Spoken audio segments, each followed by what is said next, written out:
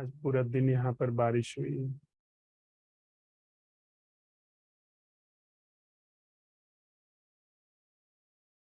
लेकिन अभी बिल्कुल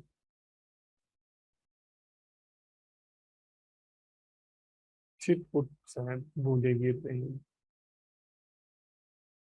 पूरी घाटी में धुंध छाई हुई थी, पहाड़ों पर धुंध छाई थी। धुंध की वजह से ही आज फ्लाइटें भी आने आ पाई।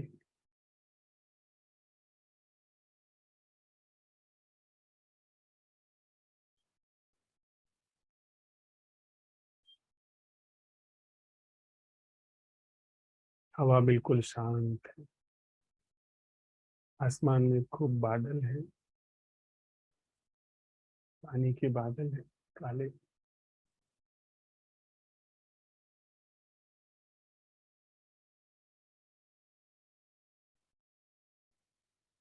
पंछियों का कलरव अब धीरे धीरे झींगुरों की आवाजों से, और झींगुरों के अलावा भी बहुत सारे कीट पतंग ऐसे हैं जो चाय के बागान में रहते हैं। वहां पे जाने पे पता चलता है कि कुछ बहुत छोटे छोटे पतंगे होते हैं, लेकिन बहुत ही तेज आवाज करते हैं।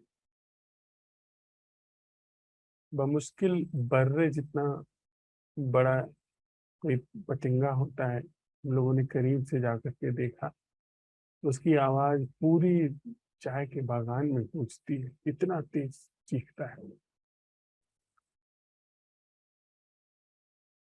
तो सांझ के समय पंछियों की आवाज धीरे धीरे कम होने लगती है और उनकी आवाजें बढ़ने लगती है।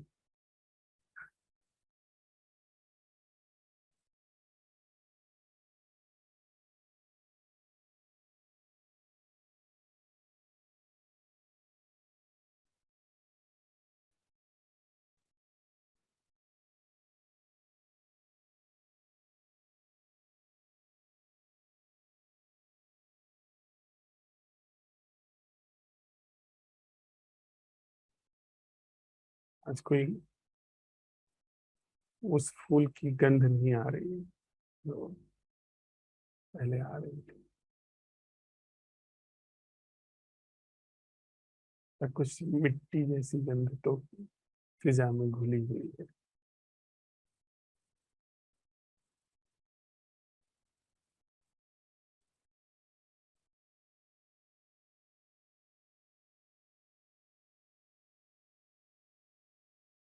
हम लोग सुबह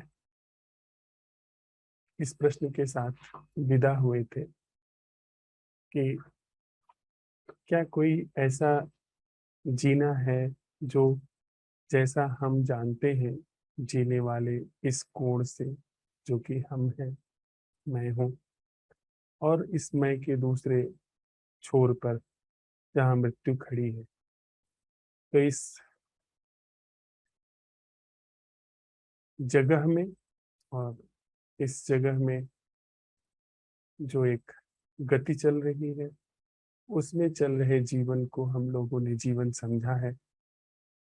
हमारा प्रश्न था कि इससे मुक्त क्या कोई जीवन है? वह जीना क्या है जो इस जीने के ढंग से मुक्त?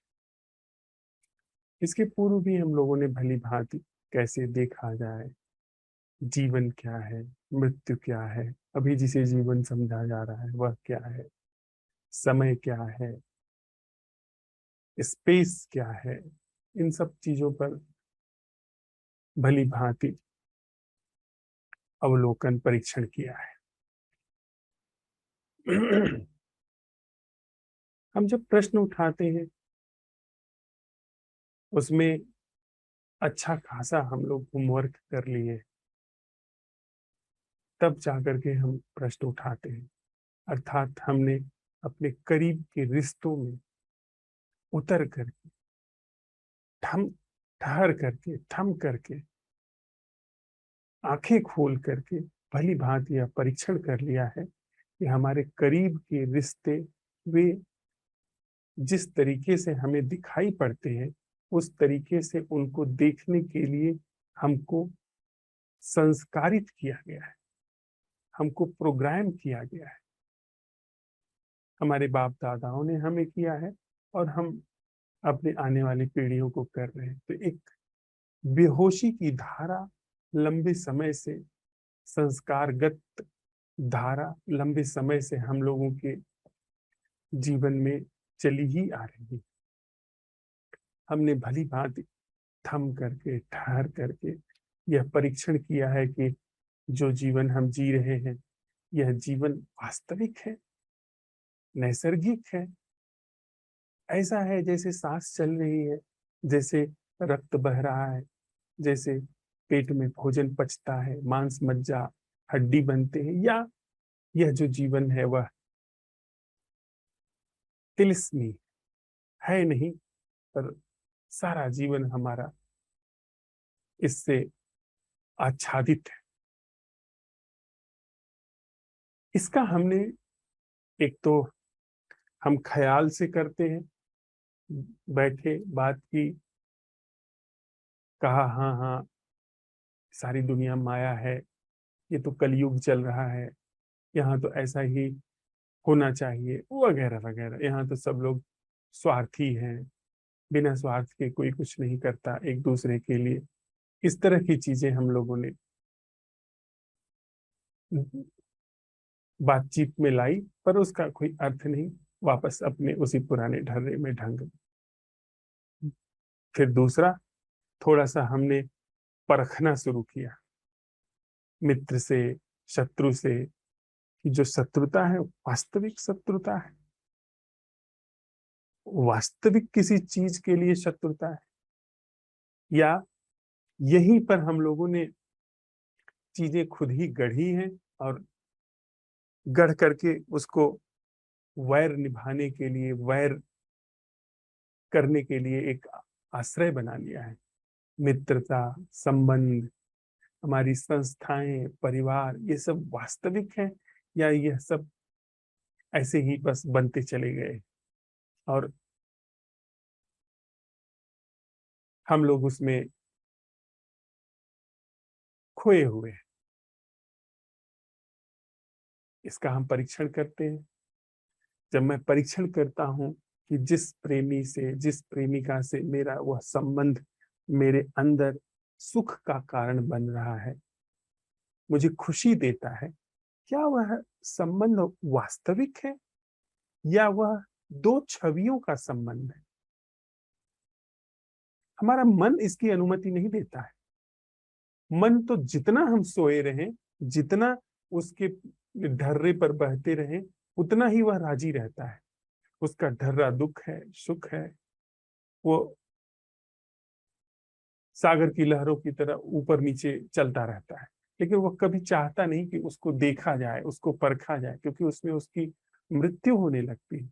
और यह भी हम लोगों ने परखा है कि चाहे वह निर्जीव चीज भी क्यों ना हो, लेकिन अगर वह दो चार बार रिपीट हो गई तो फिर वो मरने से, वो खत्म होने से डरती है, वो खत्म नहीं होना चाहती। आप एक आदत ही ले लो कि कोई तंबाकू खाने की आदत है, और तंबाकू खाने की आदत पड़ गई तो फिर वो छूटना नहीं चाहती।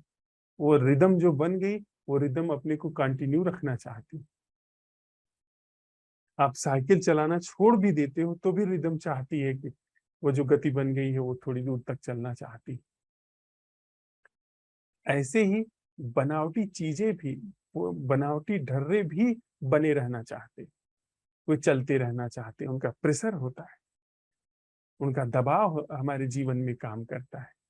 तो हम सब ने यह जब देख लिया कि ओह, हम लोग जो संबंध जी रहे हैं यह तो बड़ा संस्कारित है, जिसको हम प्रेमी समझे हुए हैं वह प्रेमी वस्तुतः है नहीं। हमारी अपनी जो खोखली दशा है उसके कारण जो हम चाहते हैं किसी का साथ, इस वजह से वह बड़ा आत्मीय सा लग रहा है। वह जो हमको हमारी अपेक्षाओं के अनुरूप ठहर रहा है, वह अपेक्षाएं वास्तविक नहीं है। वह मेरे खोखलेपन से वैसी अपेक्षाएं मैंने निर्मित की है, निर्मित हुई है, और उस अपेक्षाओं को वह पूरा कर रहा है, इसलिए प्रिय लग रहा है। जो वैरी लग रहा है, वह जो अपेक्षाएं अपने खोखलेपन से मैंने निर्मित की हैं, अपने खोखलेपन को ढकने के लिए, खालीपन को ढकने के लिए निर्मित की हैं, उनको वह ढक रहा है, उनको वह उघाड़ दे रहा है, उन अपेक्षाओं को पूरा नहीं होने दे रहा है, उस पर्दे को वह खोल दे रहा है, इस वजह से वो वैरी लग रहा है। यह सारी चीजें कहाँ परीक्षण करेंगे आप? भगवान बुद्ध के पास एक व्यक्ति आया और उसने कहा कि मैं आपको बहुत सुनता हूँ, पर मुझे कुछ समझ में नहीं आता। आपकी बात बड़ी मीठी लगती है, आप जब कहते हैं तो बहुत अच्छा लगता है, और आपको सुनने के लिए मैं बड़ी दूर से आता हूँ, इतना श्रम करके आता हूँ, लेकिन कुछ मेरे जीवन में समझ में नहीं आ रहा है, मैं करूं तो क्या करूं? तो बुद्ध ने बड़े प्रेम से उसको अपने पास बुला करके बिठाया और पूछा कि भाई, तुम कैसे आते हो? उसने कहा, मैं फला गांव से आता हूँ और पैदल चल के आता हूँ। उन्होंने कहा कि अब तुम यह बताओ कि वहां से यहाँ आने का तुम केवल योजना बनाते, उस पर कोई काम नहीं करते, तो क्या तुम यहाँ पहुंच पाते? यहाँ से वापस जाते समय अगर तुम सिर्फ योजना बनाओ घर पहुंचने की, तुम पहुंच पाओगे? उसने कहा नहीं। तो बुद्ध ने कहा कि जो मैं कह रहा हूं, अगर तुम उसको अपने जीवन में खुद ही नहीं उघाड़ करके देखोगे तो कैसे तुम उस चीज को समझ पाओगे? यहाँ तो जब मैं कह रहा हूं तो कहने के साथ ही साथ अपने जीवन में परखना शुरू करो, अपने संबंधों में परखना शुरू करो, अपनी अपेक्षाओं को देखो। हाँ, वहां परख लोगे तो फिर तुम्हारे अंदर खुद ही यह विवेक निर्मित होता चला जाएगा। वह बात सच है। हम लोग सिर्फ सुनेंगे, बात अच्छी है, इस कान से सुनी उस कान से निकल गई, या बात कह देंगे कि बकवास है। हाँ, अपने जीवन में परखेंगे तो पाएंगे कि हाँ, हमारे सारे संबंध, हमारा सारा जीवन संस्कारों की एक गति है, एक ताना बाना है। यह संस्कार वह संस्कार, यह सिखावन वह सिखावन, वह मेल जोल बन करके ऐसा एक पटल बन करके तैयार हो गई है जिसको हम सच्चा जीवन समझ बैठे, उसे जीते चले जा रहे हैं, और उसी में धागे जोड़ रहे हैं, कम हो रहे हैं, फिर जोड़ रहे हैं, कम हो रहे हैं, पर वह पटल बना हुआ है, वह चादर बनी हुई, उसकी बुनाई हम जीवन भर करते चले जाते हैं, नए नए धागे जोड़ते जाते हैं, पुराने धागे निकालते जाते हैं, और चादर का स्वरूप बना ही रहता है। तो हम अगर अपने जीवन में इस चीज की भली भांति परख कर ले रहे हैं कि हाँ, जीवन संस्कार ग्रस्त है, जीवन सच्चा नहीं है, तो इसके सुख दुख भी सच्चे नहीं है, तो बात फिर आधी ठीक हो गई। फिर इसके बाद अटेंडिंग की, सम्यक तरीके से अटेंडिंग की बात आती। अगर इसके पहले भी ठीक से सुना जाए, समझा जाए, तो अटेंडिंग जगह ले ली। लेकिन अगर बुद्धि से भी समझा गया, उसको परख करके जांच करके देख लिया गया, तो भी एक समझ हमारे अंदर आई, निर्जीव समझ है पर आ गई। अब उस निर्जीव समझ से समाधान होने वाला नहीं, जो कि हम सब लोग ये समझते हैं कि अब तो हम समझ गए, अब कुछ नहीं करना है। समाधान जो है वह जब तक हमारे अंदर की दीनता और दरिद्रता और हीनता की जगह पर, हमारे अपनी उस मैं की जगह पर जो कि खोखलापन लिए बैठा है, दीनता दरिद्रता लिए बैठा है, वहां पर कोई जीवित समझ, जीवित जीवन धारा नहीं प्रवेश करती, तब तक हम कभी भी इस सारे आडंबर से मुक्त नहीं हो पाएंगे। क्योंकि जीने के लिए कुछ चाहिए, जीने की कोई न कोई धारा चाहिए। अगर सच्ची धारा नहीं है तो झूठी धारा अनिवार्य रूप से वहां पर होगी। मन की यह तिलिस्मी धारा अनिवार्य रूप से वहां पर होगी। तो फिर जागरण की बात आती है, नैसर्गिक जागरण की, कि वह जीना क्या है जो इस तिलिस्मी ढंग से मुक्त है। यह जो मैं जीने वाला हूं, यह जो कि संस्कार का परिणाम है, सुझावों का परिणाम है, इसकी पूरी शैली वह आरोपित है, अध्यारोपित है, इसको हमने परख लिया और इसके सापेक्ष मृत्यु को भी परख लिया कि यह सारी चीजें यांत्रिक हैं, बनावटी हैं, और यह जैसे ही शरीर समाप्त होगा वैसे ही यह सारी चीजें गिर जाएंगी। और यह सारी चीजें अगर चलती भी रहती हैं, जिसको हम कहते हैं कि वित्तेषणा, पुत्रेषणा, लोकेशणा, जैसे धन, वह हो सकता है कि मेरे जीवन तक काम में आए, पर पुत्रेषणा जो है वो अपने को कंटिन्यू रखने के लिए, कि मेरी संतति चलती रहे, मैं मिट जाऊं, मेरा शरीर मिट जाए, पर किसी न किसी रूप में खुद को बनाए रखने की चेष्टा को ही पुत्रेषणा कहते हैं। लोकेशणा, कि मैं समाप्त हो जाऊं पर मेरा नाम अमर रहे, यह लोकेशणा। यह सब विष है, यह विषाक्त करने वाले जीवन है, जीवन का ढंग है। इतना बड़ा अस्तित्व है, इतना सब वास्तविक सृजन स्वरूप है, इसमें कोई ऐषणा नहीं, कहीं पहुंचने की आकांक्षा नहीं। और उसमें हम जब आरोपित करते हैं तो इतनी सारी ऐषणाएं हैं, इतने सारे लोग हैं, सब लोग ऐषणा चाहते हैं, सब वित्तेषणा चाहते हैं, सब अपने को बरकरार रखना चाहते हैं। तो जैसी मार काट मचनी चाहिए वैसी मचेगी, वैसी मची हुई है। तो हमने यह समझ लिया कि मैं और वह मृत्यु, इसके बीच में जो जीवन घटित हो रहा है, इस अंतराल के, इस खाली जगह के, वह जीवन झूठा है। और इस झूठे जीवन के प्रति मुझे कैसे समझ, मुझे नहीं, उस इसकी सम्यक समझ कैसे घटित हो गई, इसके लिए प्रकारांतर से, नकारात्मक रूप से मैं ही प्रमाण हूं, और कोई प्रमाण नहीं। मतलब कि अगर इस ख्याली जीवन जो कि मैं और मृत्यु के बीच में घट रहा है, हमने यह सवाल उठाया कि इससे मुक्त जीवन क्या है, और मैं बना हुआ हूं, इसका मतलब है कि अभी भी यह तिलिस्म टूटा नहीं। जीवन घटे, जीवन के घटने में कोई व्यवधान न हो, लेकिन मैं जीवन को जी रहा हूं, मुझ पर जीवन घट रहा है, यह तिलिस्म अगर बना हुआ है, तो इसका मतलब कि प्रश्न अभी पूरी तरीके से लागू नहीं हुआ, वो कहीं न कहीं छल हो रहा है। इसको लेकर के हम लोग और भी तरह से इसका प्रयोग करते हैं। जैसे हम ये इस प्रश्न का उठाते हैं ना, असंभव प्रश्न, कि वह जीना क्या है, या वह उपस्थिति क्या है, वह जागरण क्या है जो मैं नहीं कर रहा हूं। अब इसके उत्तर में यदि मैं कोई जागरण साधने लगूं, मुझसे कोई जागरण साधने लगे, यह भाव बना रहे कि हाँ अब मैं जागरण साध रहा हूं, इसका मतलब कि प्रश्न विफल गया। पर जागरण घटने लगे पर मेरा कोई रोल ना हो, मेरी कोई भूमिका ना हो, जागरण घटने लगे सिर्फ, तो फिर इसका मतलब प्रश्न सिद्ध हो गया, इसका मतलब प्रश्न एकदम एक्यूरेट बैठ गया।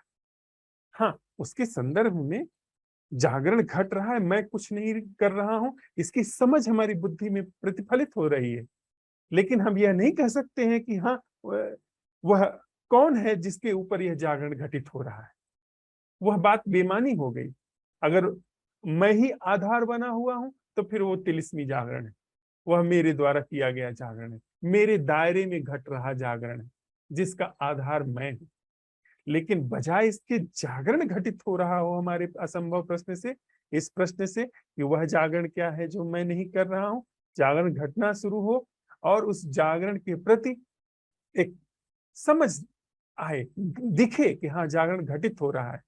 अगर वो भी कोई पूछता है तो, कि हाँ जागरण घटित हो रहा है, मैं कोई प्रयास नहीं कर रहा हूं, और फिर जागरण घटित होता रहे, जीवन में जागरण बहता रहे, सिर्फ जागरण बह रहा है, जागरण में सारी अभिव्यक्तियां घट रही, शरीर की, मन की, तो फिर समझिए प्रश्न सिद्ध हुआ। मैं प्रमाण हूं पर अपने अंत के रूप में, मेरा विसर्जन हुआ इसलिए मैं प्रमाण हूं, और मैं बना हुआ हूं, यह प्रमाण है कि प्रश्न ठीक से अपनी जगह पर बैठा नहीं। किसी भी रूप में अगर मैं बना हुआ हूं, मेरी सत्ता बनी हुई है, तो इसका मतलब कि कहीं से अभी और काम करना बाकी है। एक छोटी सी कहानी है वियतनाम की। चीन के पास एक छोटा सा देश है वियतनाम, वहां की लोक कथा में यह कहानी फैली हुई है कि एक सूदखोर, और अभी पिछले 400-600 सालों में सूदखोरी बहुत ही व्यापक रूप से फैली हुई थी, लंबे समय से फैली हुई थी, लेकिन इधर 300-400 सालों में जितना अत्याचार सूदखोरों ने किया है उतना अन्य ने नहीं। अगर आप प्रेमचंद की कहानियां पढ़ें तो उसमें किस तरीके से उन्होंने वर्णन किया है सूदखोरों का, उनके शोषण का, कि आंखें भर आती उस समय के लोगों के लिए। वहां पे एक बहुत ही कुटिल सूदखोर धनी व्यक्ति था, तो उसने धन जो है बांट रखा था, और धीरे धीरे उसने युक्ति लगा के रखी थी कि लोग थोड़ा कर्ज ले जाते, 10-20 रुपया कर्ज ले जाते, लेकिन वो बड़ा ऊंचा दाम वसूलता था ब्याज के रूप में। इतना ऊंचा दाम वसूल करता था कि वर्ष 2 वर्ष में जितना वो कर्ज ले जाते थे उससे दुगनी तिगुनी रकम हो जाती। और चूंकि वो एकमात्र वही धनी व्यक्ति था, तो लोगों को जरूरत पड़ जाती थी, कभी सूखा पड़ गया, कभी बाढ़ आ गई, कभी कोई बीमारी आ गई, कभी अनाज पैदा नहीं हुआ, कुछ महामारी आ गई, तो ऐसी स्थिति में जो हैंड टू माउथ लोग होते थे उनके लिए तो बड़ा संकट आ जाता था। तो एक वही व्यक्ति दिखाई पड़ता था, तो उनके पास फिर वह जाता, वे लोग जाते थे, तो वो फिर कुछ न कुछ गिरवी रख पाता था, उनकी कोई कीमती चीज, गहने, उनकी जमीन या उनका घर, ऐसी चीजें गिरवी रख लेता था।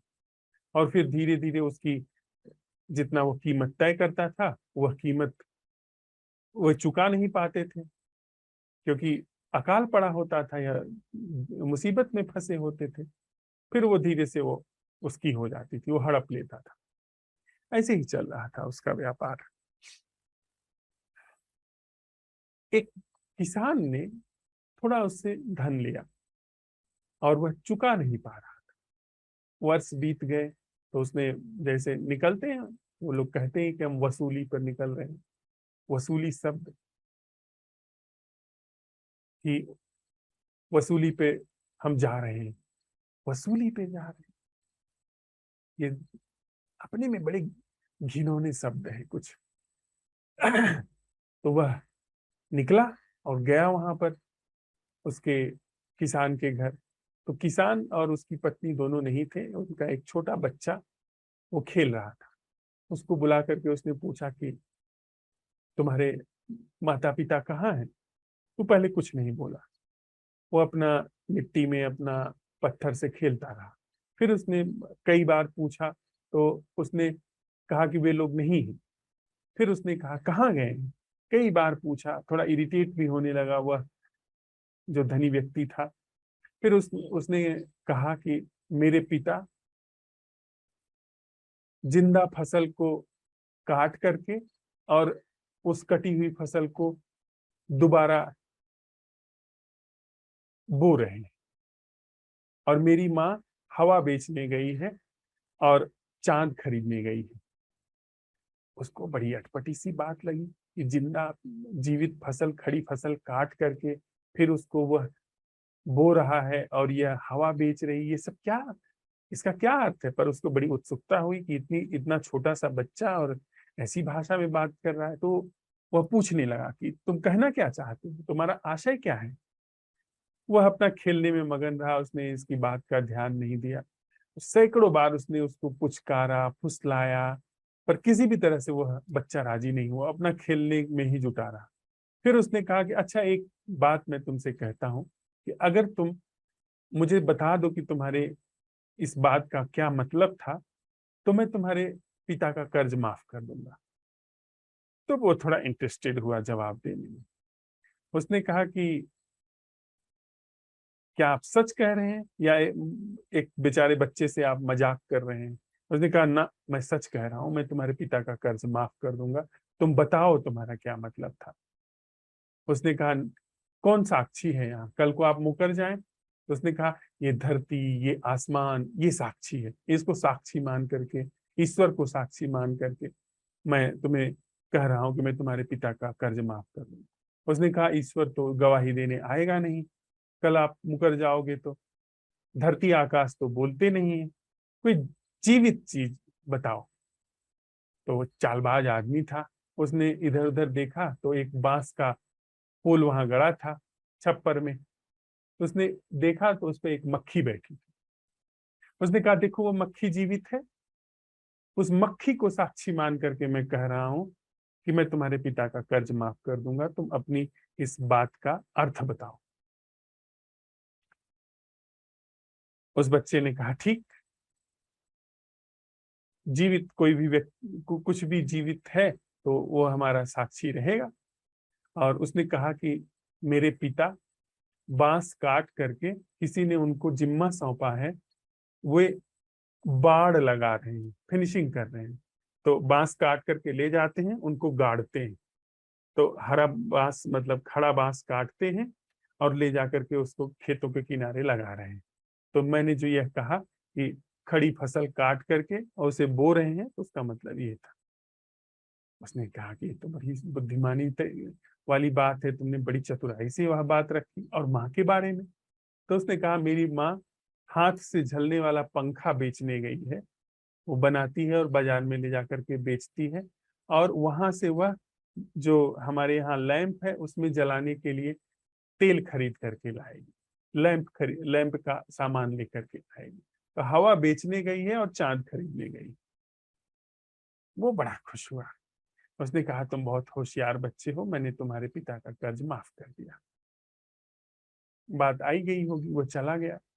हफ्ते भर बाद फिर वह लौटा, वह सेठ। उसने आकर के उसका पिता और माँ दोनों घर में थे। उसने आकर के कहा कि तूने अभी तक कर्ज नहीं लौटाया, और आके धमकी देने लगा। वो लड़का जो था वो सोया हुआ था। जब थोड़ा सा बात, वह चीख चीख करके बोलने लगा, वह धनी व्यक्ति, तो ये उठ गया। उठ करके यह बाहर आया, उसने सुना। तो उस आकर के बीच में कहा अरे आपने तो कर्ज माफ कर दिया है। तो उस धनी व्यक्ति ने कहा ये लड़का क्या बकवास कर रहा है, माफ कर दिया है।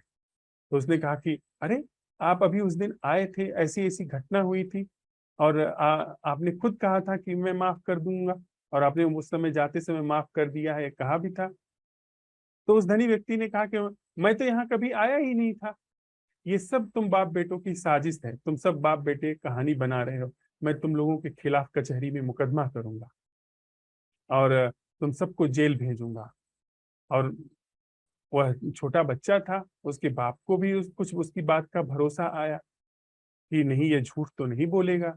वह भी उसका पक्ष लेने लगा। अब बात बढ़ते बढ़ते फिर राजा के न्यायालय में पहुंची। राजा के सामने मुकदमा पेश हुआ कि इन्होंने कर्ज लिया था। उसने कहा हाँ लिया था। चुकाया नहीं, हाँ चुकाया नहीं। पर ये कह रहे हैं कि आप एक दिन गए थे और ऐसी ऐसी शर्त लगी, शर्त लगने के बाद आपने कर्ज माफ कर दिया था। तो उसने सेठ ने कहा नहीं ये झूठ बात है। तो उस लड़के ने कहा कि नहीं यह बात सच है। राजा ने कहा कि यह बात अगर सच है तो तुम्हारे पास कोई गवाह है, कोई साक्ष्य है? तो उसने कहा हाँ साक्ष्य है। क्या साक्ष्य है? तो उस छोटे बच्चे ने कहा कि जब यह बात हो रही थी तो एक मक्खी इनकी नाक पर बैठी थी, उसने सारी बातें सुनी। वह सेठ तो बिदक गया कि मक्खी नाक पर नहीं बैठी थी, मक्खी तो बांस के पोल पर बैठी थी। बात निकल गई मुंह से। मक्खी नाक पर नहीं बैठी थी, मक्खी पोल पर बैठी थी। वही गवाह हो गया, वही सेठ गवाह हो गया। और वो जब कह चुका तब उसे ख्याल में आई बात। ओ, राजा ने उसको तुरंत दंड दिया, कहा कि इसका सारा कर्जा माफ करो। वो माफ हो ही गया है तुम्हारी शर्त के अनुसार से। और तुमने जितने लोगों को कर्ज दिया है सारे कर्ज माफ किए जाते हैं। कोई भी व्यक्ति तुम्हें अब कर्ज वापस नहीं करेगा, और तुम अब कर्ज का व्यवसाय नहीं कर पाओगे। और उसको कुछ आर्थिक दंड भी दिया। और उस बच्चे को पुरस्कार दिया। हम ही साक्षी हैं। उस लड़के ने उस धूर्त सेठ को ही साक्षी बना दिया, बड़े ही चतुराई से। मक्खी नाक पर बैठी थी और उसने उसका जैसे ही प्रतिरोध किया कि मक्खी नाक पर नहीं, बांस के पोल पर बैठी थी, वैसे ही यह सिद्ध हो गया कि तुम वहां उपस्थित तो थे ना। अब उपस्थित थे, मक्खी नाक पर बैठी कि पोल पर बैठी, है बात बेमानी है। तुम वहां उपस्थित थे और अब तक तुम कह रहे थे कि मैंने कभी गया नहीं था। अगर मैं उपस्थित हूं, हमने यह सवाल उठाया कि वह जीना क्या है जो मैं और वह जो आने वाली मुझको मृत्यु है उसके बीच जो ये खाली धरातल है उस पर सरक रहे जीवन से मुक्त है, और उस जीवन को जीने वाला मैं बचा हुआ हूं। वह जीवन घटित हो, अवेयरनेस में घटित है, वहां पर सिर्फ जागरण है और घटित हो रहा है, जागरण मात्र है और जीवन अपने आप घटित हो रहा है, तब तो उत्तर सम्यक आया। लेकिन अगर मैं बचा हुआ हूं, सोच विचार बचे हुए हैं, वह मुर्दा मृत समझ बची हुई है जीवन के क्षेत्र में, संबंधों के क्षेत्र में, अगर वह मृत समझ बची हुई है, जब हम मात्र जी रहे हैं, धड़क रहे हैं, तो इसका मतलब है कि हम ही साक्षी हैं इस बात के कि प्रश्न चूक गया। अभी फिर से उसको उठाना बाकी है, उस पर फिर से काम करना बाकी है। हमारा होना यह साक्ष्य है कि जीवन नहीं,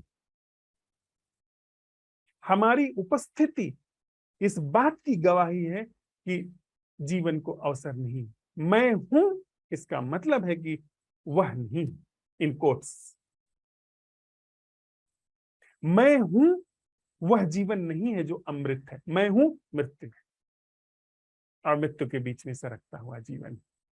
अब प्रश्न क्या कह रहा है कि इस सरकते हुए जीवन से मुक्त जीना क्या है, अर्थात मुझ मैं और मुझको आने वाली मृत्यु से मुक्त जीना क्या है। वहां पर अगर उत्तर नहीं आया है, मात्र जागरण है, तब तो वह जीवन उद्घाटित हुआ। और मैं अपनी मुर्दा समझ, अपने मुर्दा ज्ञान को लेकर के अगर उपस्थित हूं, तो फिर से सवाल उठाने की जरूरत है, फिर सवाल सम्यक नहीं है। तो हम लोग इस प्रश्न के साथ भोर में गए थे, अपने साथ हमने इसका अन्वेषण किया है, और एक दो बातें और जो आई हैं कि हम यह प्रश्न उठा रहे हैं तो इसके पीछे भली भांति अपने जीवन की जांच परख की गई, भली भांति उसको समझा गया है कि वह वास्तविक है या हम एक तिलिस्म के दायरे में, पूरा जीवन तिलिस्म के दायरे में। हम ऐसे ही हवा में प्रश्न नहीं उठा रहे हैं, उसके पीछे हमारे अंदर से गहरी समझ, गहरा होमवर्क, गहरा अपने ऊपर किया हुआ काम काम कर रहा है।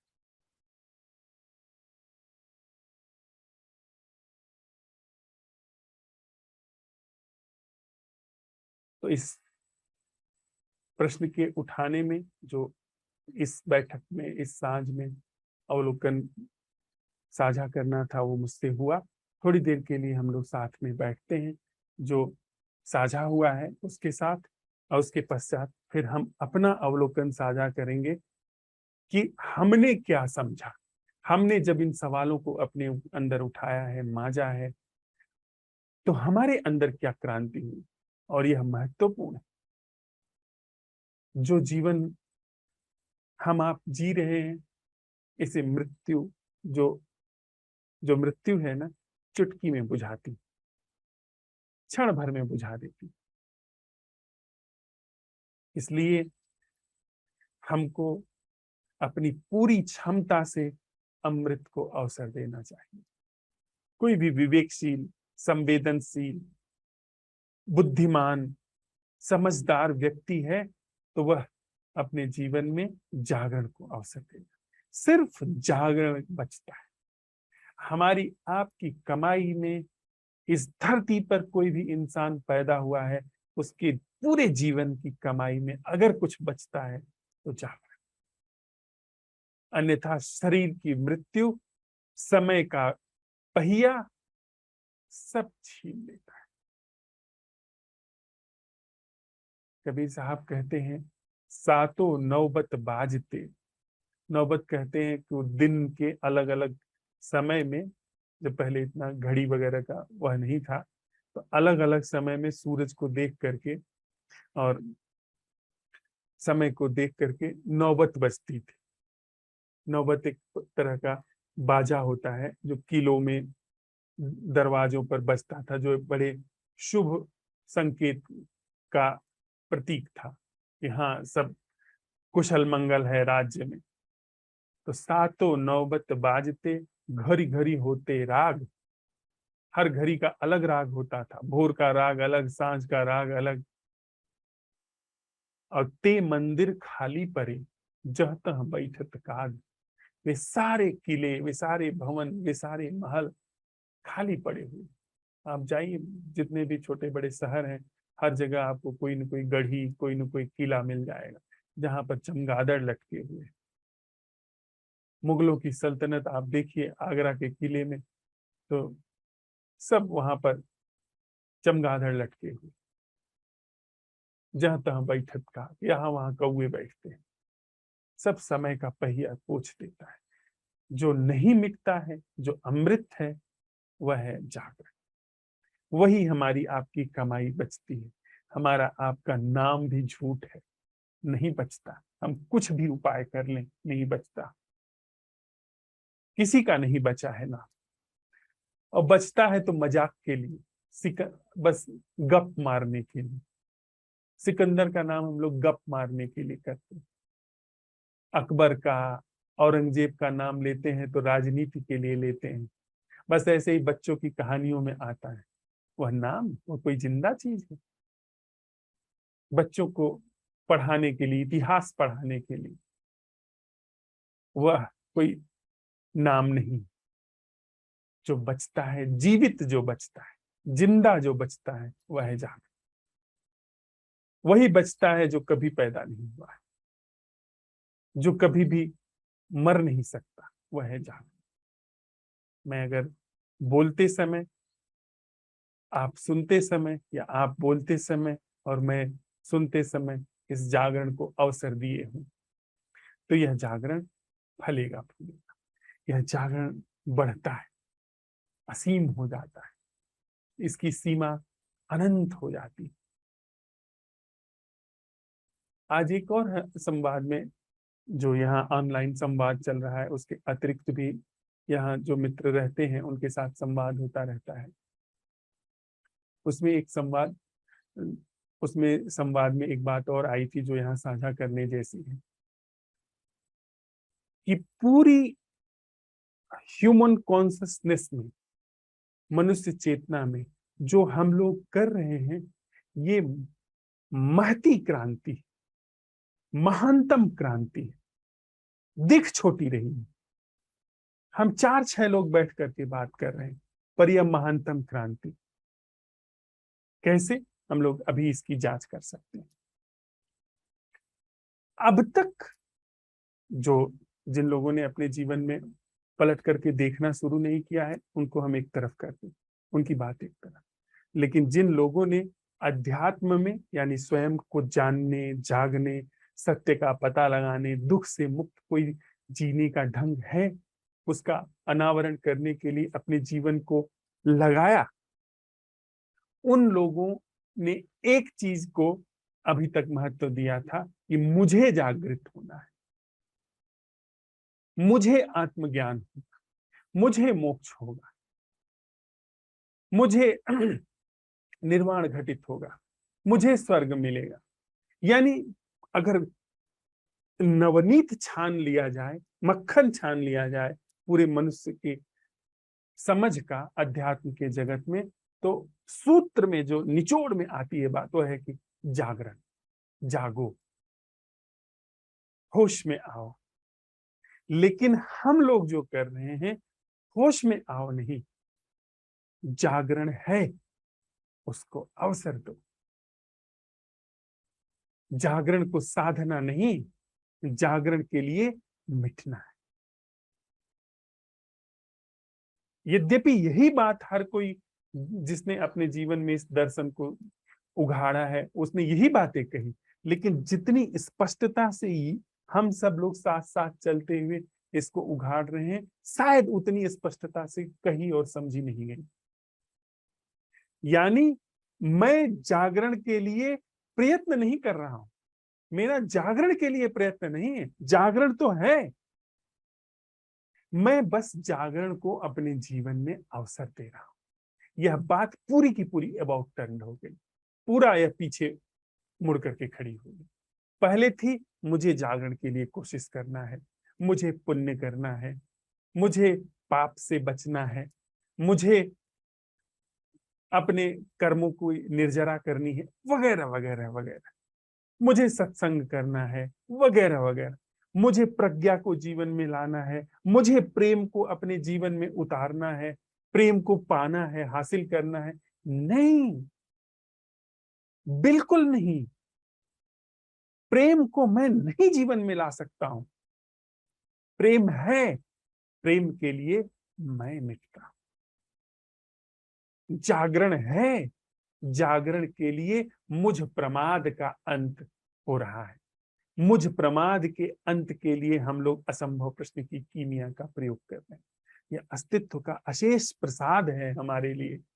यह इस तरह से बात हमारे जीवन में पसर रही। यह मेरी क ख ग किसी की बात नहीं है, यह हम सब के लिए प्रसाद के रूप में आई है कि हमारे जीवन में हमको मिटना है।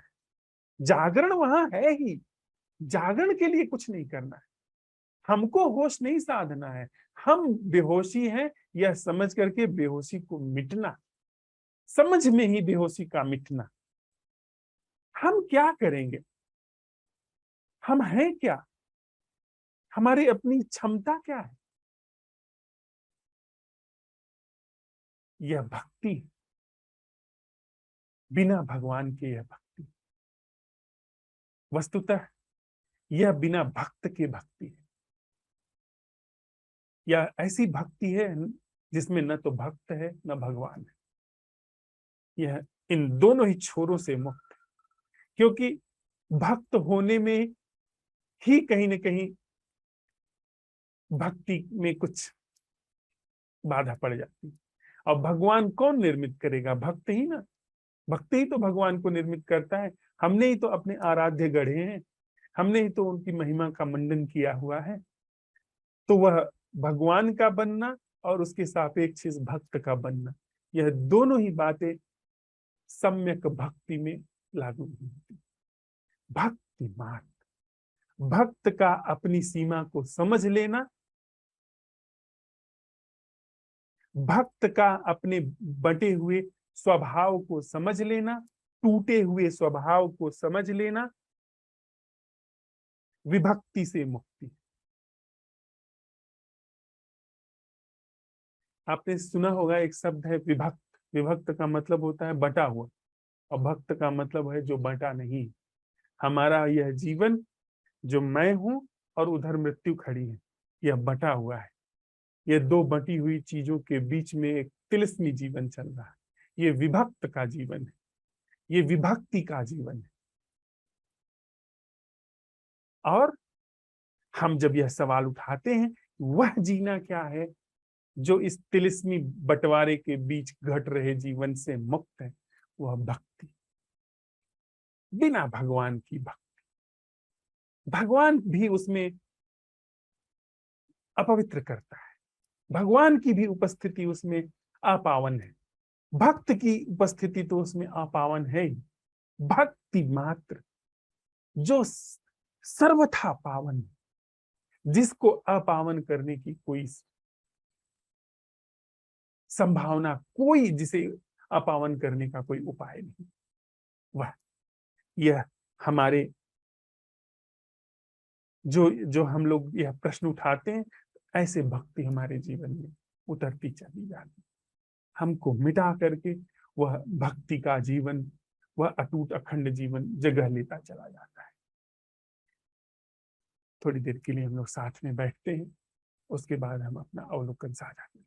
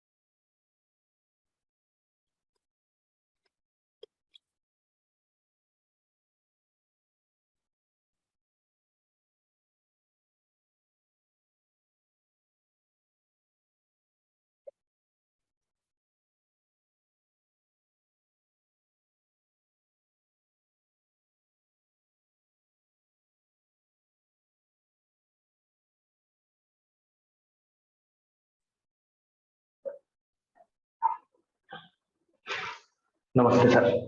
नमस्ते अनिल भाई। जी सर, बाहर तो बिल्कुल अंधेरा हो गया है, कुछ नहीं देख पाना उसके लिए। जो दिख रहा है एक कमरा है, और जो मेरे सामने कुछ चीजें रखी हुई हैं। बाहर से लोगों के हल्के बस चहल पहल की आवाज आ रही है। मौसम कल से थोड़ा सा गर्म है, ठंड का मौसम खत्म हो गया। मीठे नीम की खुशबू आ रही है। बाहर बस यहीं लगे हुए हैं,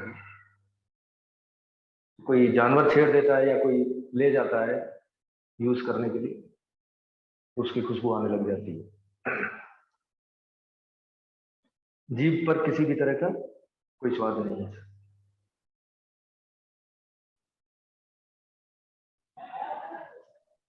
प्रश्न की अवलोकन की अगर मैं बात करता हूं सर, तो देखिए, दिन भर की गतिविधियों में मैं इतना जरूर कह सकता हूं कि जो चीजें पहले थोड़ी जटिल लगती थी, ऐसे कसी हुई सी लगती थी, वो सब वो थोड़ा उनके तंतु दिख रहे हैं। जैसे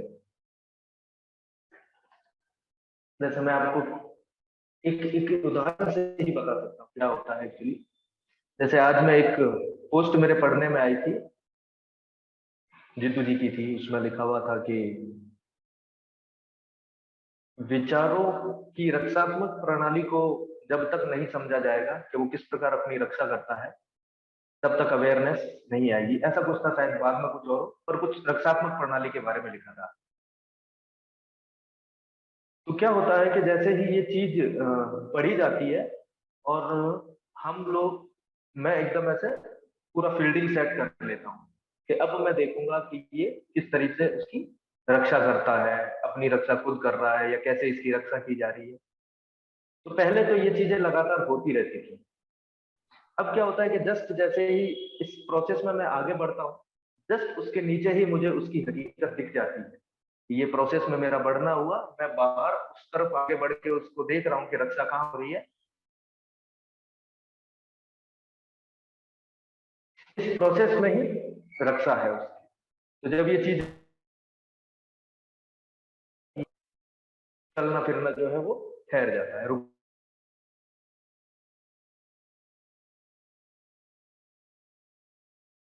आवाज कट रही है अनिल भाई। एक सेकंड सर, मैं नेटवर्क चेंज कर लूँ।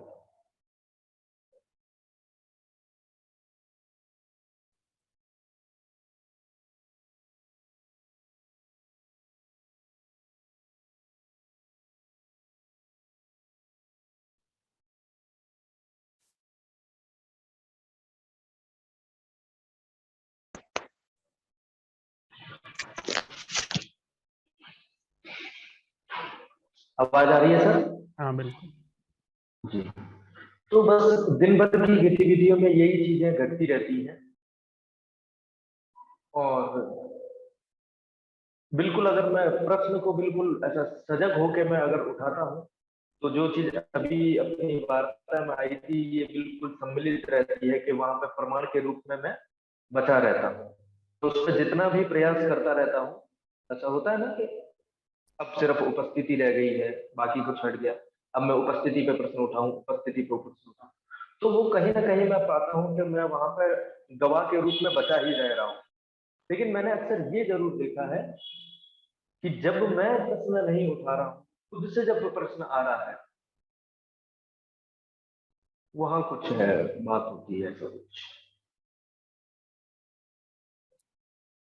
तो यही सब चीजें चलती हैं, और जब ये सब चीजें होती हैं तो उसको ऐसे सेपरेट करके देखना मुश्किल होता है कि चीजों का गलना हुआ तो जागरण आ रहा है, या जागरण हुआ तो चीजें दिख रही हैं, गल रही हैं।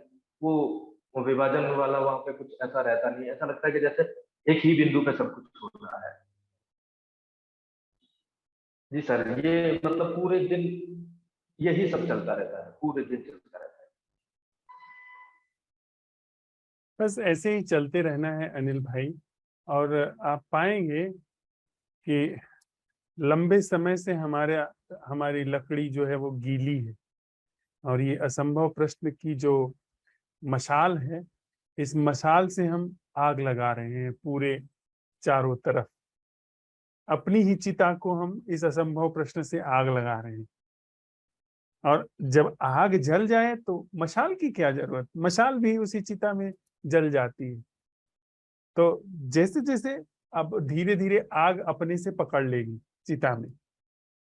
बहुत देर तक हमको जगह जगह से जलाते हैं क्योंकि लकड़ी गीली है, किसी की लकड़ी ज्यादा गीली है, किसी की थोड़ी कम गीली है, पर मशाल अगर हाथ में है तो चिता कैसी भी हो जल जाती है। तो बस जलाते चलें, और जैसे जैसे आग जब जल जाए चुपचाप असंभव प्रश्न को रख लें। जब नैसर्गिक जागरण अपने आप जीवन में जगह लेने लगेगा, अपने आप यह असंभव प्रश्न का की कला छूटने लगेगी, और उसके पहले तक नहीं। नैसर्गिक जागरण अगर बना हुआ है, छोड़ दीजिए मसाल को, फिर जरूरत नहीं, उसका ध्येय पूरा हो गया। हाँ, यह यह कसौटी है, नैसर्गिक जागरण।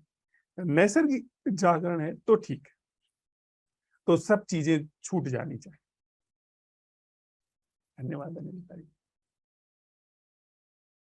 जी सर, थैंक यू।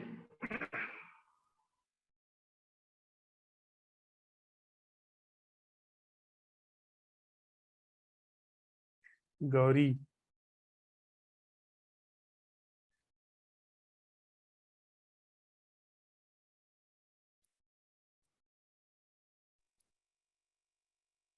गौरी आप हैं?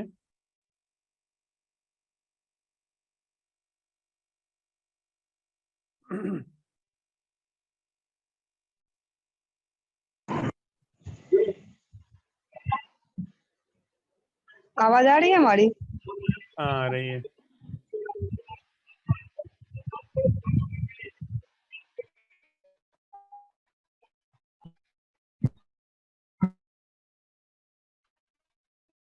कट गई आवाज गौरी।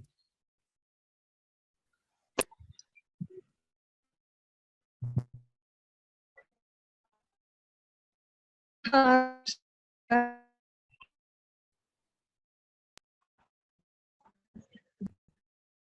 आवाज बिल्कुल कट जा रही है, एक बार वीडियो ऑफ करके देखो। आपकी आवाज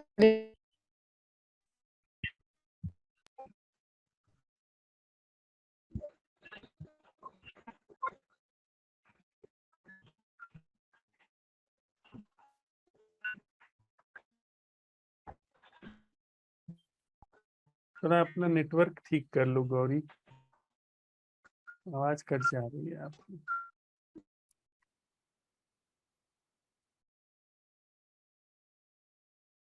दिलीप भाई। नमस्कार सर। नमस्ते भाई। सर आज जन्माष्टमी है तो गली में ही लोग फंक्शन कर रहे हैं जन्माष्टमी का। ये जो सर काठियावाड़ एरिया है, ये कृष्ण जी का ही माना जाता है। इधर काफी मान्यता है और इस पर्व पे लोग काफी मतलब उत्सुक से रहते हैं। सारी आज दुकानें बंद थी, काठियावाड़ में अच्छा ही सा तो माहौल है। द्वारिका भी आता है। जी सर, ये हम्म। पूरा सौराष्ट्र है, उसमें पूरा द्वारका भी यहाँ से 300-400 किलोमीटर दूर है, 300 किलोमीटर दूर है, पर पूरा कृष्ण जी का ही इलाका है। सर प्रश्न के साथ रहने पर विशेष तौर से संबंधों के क्षेत्र में मैं बात करूं तो सर जैसे जहाँ संबंधित होना घट रहा है, जनरली हम व्यवहार जब करते हैं, बातचीत करते हैं, तब हम इस चीज का पता लगा सकते हैं या अन्वेषण कर सकते हैं। सर अब होता क्या है, जैसे कोई बातचीत हो रही है किसी मुद्दे पर और वहाँ ये प्रश्न उठता है कि ये जो संबंध है वो मैं से मुक्त, इसमें शामिल होना क्या है। तो सर वहाँ विचार रुक जाते हैं, वहाँ वहाँ ऐसा कुछ होता है कि अब मेरे पास बोलने के कुछ है नहीं। तो वहाँ एक मन ये कहता है कि फिर तो व्यवहार घटेगा कैसे। पर हाँ, ये वहाँ उपस्थिति होती है पर फिर बोलने के लिए कुछ होता नहीं है। क्यों? क्योंकि वहाँ प्रश्न मैं पूरा प्रश्न के दायरे में आ जाता है और जो भी चीज़ निकल रही है बोलने को, वो मेरे से निकलती है। फिर वहाँ चूक हो जाती है, वहाँ फिर मन हावी हो जाता है और उस बेहोशी में वापस बढ़ जाते हैं। कुछ देर बाद में वापस आता है कि अरे! ये तो हम फिसल गए। और सर ये अभी जो जी रहे हैं और मृत्यु का सर होता क्या है ना, जैसे ये बीच का जो धरातल है, हमारी सारी योजनाएँ इस धरातल पर चलती हैं। हालाँकि मैं अपने दैनंदिन जीवन की बात करूँ तो वहाँ मृत्यु सामने होती नहीं है। पर जो योजनाएँ हैं वो मानसिक जो समय है उसी में चल रही है और एक न एक दिन मृत्यु तो आएगी, सबको पता है। तो इस धरातल में योजनाएँ चलती रहती है सर। और जब ये प्रश्न उठता है तो वहाँ एक ब्लॉकेज है। वहाँ कुछ देर के लिए सन्नाटा रहता है, आपके विचार शांत हो जाते हैं, फिर वापस उसी में ऐसे ही क्रम चलता रहता है। और एक सर मेरा प्रश्न मुद्दे से हटकर ये है कि एक बार हमारे संवाद में बात आई थी कि खुद को जानना या इस क्षेत्र में बढ़ने के लिए जो प्यास काम करती है, वो लक्ष्यहीन प्यास होती है। आपने ये कहा था लक्ष्यहीन प्यास। फिर बात कट गई थी और किसी दूसरे मुद्दे पर हम बात करने लग गए थे। किसी से संवाद में ये बात निकल के आई थी। सर मैं अब उत्सुकता है या उत्सुकता ही कहूँगा, क्योंकि मुझे भी कई बार ऐसा लगता है कि प्यास मुझे पता नहीं चलता कि मैं यहाँ क्यों हूँ, प्यास है या फिर बस मेरा शौक है। मैं शौकिया तौर पर या मैं अपना मनोरंजन करता हूँ या फिर सच में, हालाँकि ये तो अंदर-अंदर चलता है रहता है कि क्या है ये जो चल रहा है, ये क्या है? पर प्यास की बात आती है ना सर, तो प्यास तो एक लक्ष्य लेकर ही आती है। ये लक्ष्यहीन प्यास का क्या अर्थ है? थोड़ा-सा स्पष्ट करें।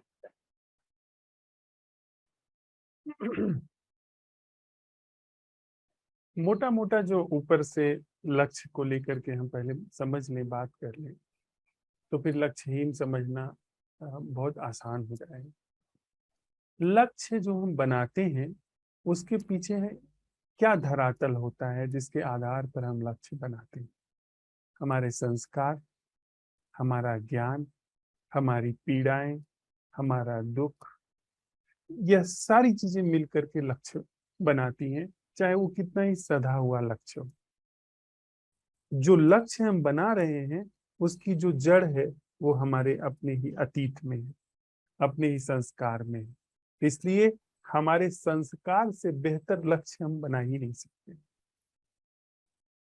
हमारा एक बात यह हो गई। दूसरी चीज कि हमारा सारा लक्ष्य जो है वो हमारी सोच विचार की यांत्रिकता का परिणाम है। एक निर्जीव चीज ही लक्ष्य बना करके चल सकती है। तो हम अगर निर्जीव चीज का के द्वारा पैदा की गई किसी चीज को आगे रख करके लक्ष्य के रूप में चल रहे हैं, तो जीवित चीज वस्तुतः निर्जीव चीज का अनुगमन कर रही है। यांत्रिक चीज का अनुगमन, बनावटी चीज का अनुगमन जीवित चीज कर रही, जो कि संभव नहीं है, क्योंकि दोनों के क्षेत्र ही बिल्कुल अलग है। एक चीज वास्तव में है, एक चीज नहीं है। जैसे पहाड़ शब्द कहीं है नहीं, लेकिन जो चीज है जिसे पहाड़ कहा जाता है वो वास्तव में है। तो पहाड़ शब्द का और पहाड़ वास्तविक चीज से कभी मिलन नहीं हो सकता, क्योंकि एक का अस्तित्व है, एक का नहीं। तो जिसका नहीं है वो कुछ भी कर ले, उससे मिलाप नहीं हो सकता। शब्द कभी भी पहाड़ से मिल नहीं सकता है। इस वजह से भी हमारा लक्ष्य जो है वह कभी भी उन क्षेत्र, जीवन के क्षेत्र में लागू नहीं हो सकता। हाँ, सुविधाओं के क्षेत्र में वह लागू हो सकता है। कि हम एक लक्ष्य बना करके, एक आर्किटेक्ट जो कुशल आर्किटेक्ट है, वो तो जितना सुंदर से पहले आर्किटेक्चर अपना बना लेता है उतना ही उसे कुशल माना जाता है। जितना ही बढ़िया लक्ष्य खाका तैयार कर लेता है उतना ही अच्छा होता है, जिसमें सारी चीजों की, पानी की, इलेक्ट्रिक सप्लाई की और सीवेज की सारी चीजें, ड्रेनेज की सारी चीजें वो पहले से प्लान कर लेता है। वो तो उसमें अच्छा माने। पर जीवन के क्षेत्र में लक्ष्य बनाना तो हमारे निर्जीव क्षेत्र से आ रहा है, इसलिए हमेशा उसमें घर्षण होगा और हमेशा उसमें प्रयास होगा, उसमें कोशिश जारी रहेगी, हमेशा उसमें समय होगा उस लक्ष्य को हासिल करने में, क्योंकि वह दूर है, वह लक्ष्य कहीं भविष्य में रखा हुआ है, तो उसे हासिल करने में समय लगेगा, प्रयास लगेगा, और ऐसा प्रयास लगेगा जिसमें प्रयासकर्ता भी जन्म लेगा। तो इस वजह से हमारा जो लक्ष्य है वह दूर तक नहीं ले जा सकता। और दूसरी बात, लक्ष्य मुक्त, एक शब्द है लक्ष्यहीन, लक्ष्यहीन जिसमें कुछ भी अता पता नहीं है, भटक रहे हैं। दूसरा लक्ष्य मुक्त, जीवन तो भरपूर है पर लक्ष्य से नहीं। यानी जब हम सवाल उठाते हैं, अगर यही सवाल उठाएं तो वह जीना क्या है जो लक्ष्य से मुक्त है, जिसका कोई लक्ष्य नहीं, आप पाएंगे तत्क्षण नैसर्गिक जागरण जगह ले लिया। अभी हम ये सवाल अगर उठाएं, वह जीना क्या है जो लक्ष्य से मुक्त, तत्क्षण वह नैसर्गिक जीवन जगह ले लिया, और ये सारा अस्तित्व लक्ष्य से मुक्त है। इसमें कोई लक्ष्य नहीं, पर इसमें सृजन है, रचनात्मकता है। यहाँ चीजें खिल रही हैं, यहाँ चीजें मुर्दा नहीं है, पड़ी हुई नहीं है, खिल रही हैं, पर कोई लक्ष्य नहीं। जागरण है, जागरण का कोई लक्ष्य नहीं, इसलिए उसमें कोई तनाव नहीं, इसलिए उसमें कोई समय नहीं, उसमें कोई काल्पनिक स्पेस नहीं, कोई केंद्र नहीं करने वाला। तो हमारा अन्वेषण जब लक्ष्य मुक्त है, तो ही वह लक्ष्य मुक्त अन्वेषण नैसर्गिक जागरण की तरफ ले जा सकता है, और वह हमारा लक्ष्य मुक्त अन्वेषण हमें उस जगह तक ले जा सकता है जो स्वयं लक्ष्य से मुक्त है। और लक्ष्य है तो लक्ष्य से लक्ष्य मुक्त नहीं हासिल हो सकता।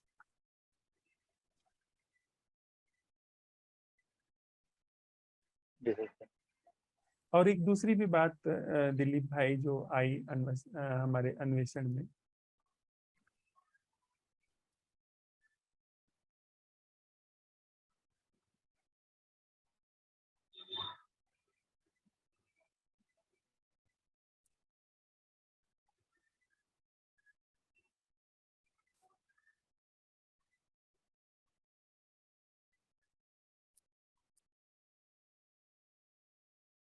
मृत्यु।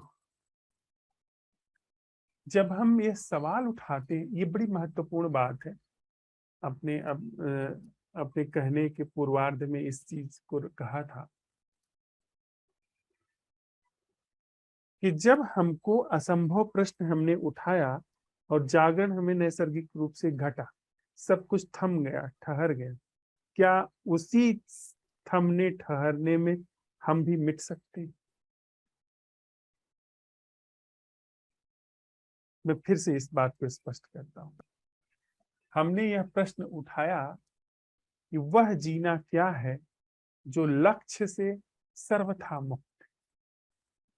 हमने अब तक लक्ष्य में जीने की गति को समझा था, कहीं पहुंचना है, कहीं जाना है, कुछ होना है, वो सब हमको उस तरह से जीने पहुंचने के लिए संस्कारित किया गया है। हमने सवाल उठाया कि लक्ष्य से मुक्त जीना क्या है। लक्ष्य से मुक्त जीना सोच विचार के तल पर हो ही नहीं सकता। सोच विचार हमेशा लक्ष्य की भाषा में सोचता है, गति करता है। और सवाल है कि लक्ष्य से मुक्त जीना क्या है। जागरण घटित हुआ, सारे लक्ष्य थम गए, ठिठक गए, ठहर गए। उस समय सब कुछ थम गया, ठहर गया। थोड़ी देर बाद यह सब कुछ चला गया और लक्ष्य वाला जीवन फिर से शुरू हो गया। यही हम सब लोगों के साथ में हो रहा है।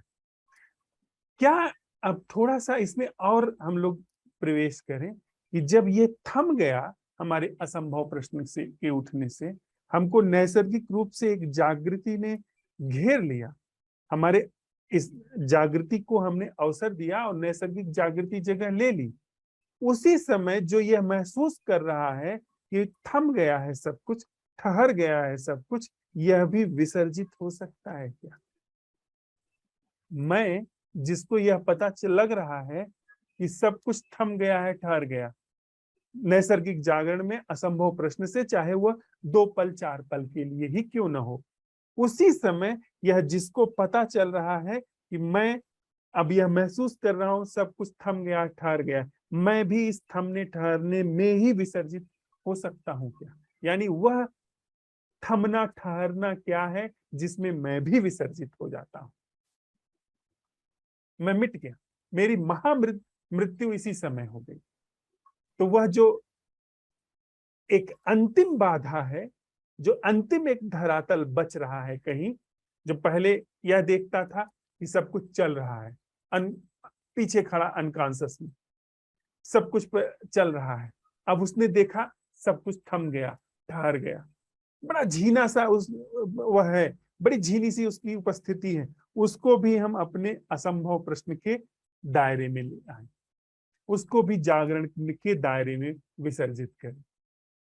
उस जगह पर जो ब्लॉकेज है, उस ब्लॉकेज को भी हम लोग जागरण के उतरने के लिए अवसर दें। यानी वहीं पर यह सवाल उठाएं कि वह थमना ठहरना क्या है जो इस नैसर्गिक जागरण से आया है, जिसमें मेरा इस थमने ठहरने को जो महसूस करना है उसका विसर्जन है, मुझ का भी इस थमने ठहरने में विसर्जन।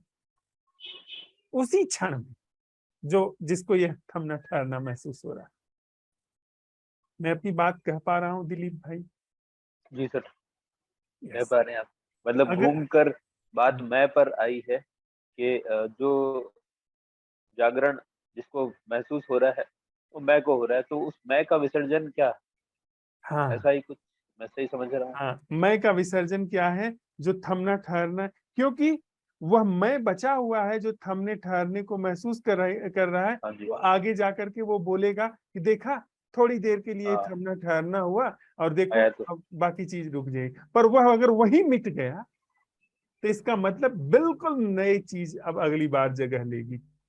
फिर अगर बेहोशी आ रही है, फिर असंभव प्रश्न, या हो सकता है जरूरत भी न पड़े असंभव प्रश्न उठाने की, नैसर्गिक जागृति ने जगह लिया और नैसर्गिक जागृति से वो थमने ठहरने वाला आया, उसकी मियां ने उसको भी विसर्जित कर दिया। फिर एकदम फ्रेश। अब अगली बार हो सकता है सवाल भी उठाने की जरूरत न पड़े, वह जागरण हो और नैसर्गिक जागरण उसमें, फिर आप समझ रहे हैं ना, अपने हाँ, आप फिर चीजें बिल्कुल कीमिया ने सारी चीज को रूपांतरित कर दिया। तो जो भी कुछ थमने ठहरने के बोध के करने वाले के रूप में आ रहा है उसका भी विसर्जन किया है। That's it. Ji sir.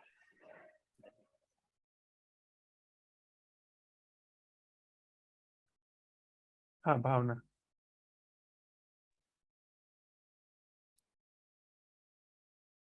भावना आपने हाथ उठाया है, कुछ कहना चाहती हैं?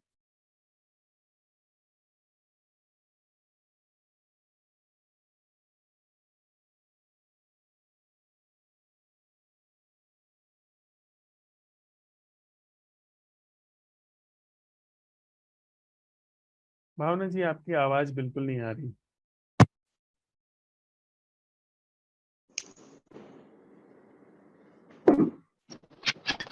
हेलो हाँ जी। जी।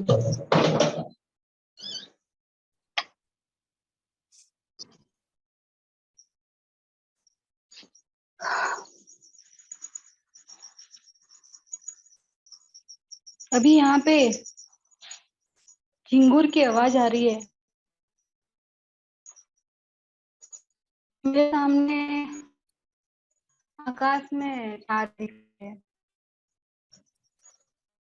और गर्मी लग रही है क्योंकि आज पूरे दिन में बारिश नहीं हुई। गरम गरम लग रहा है, ऐसे गर्म सा लग रहा है और टेस्ट पे थोड़ा मीठा सा स्वाद है।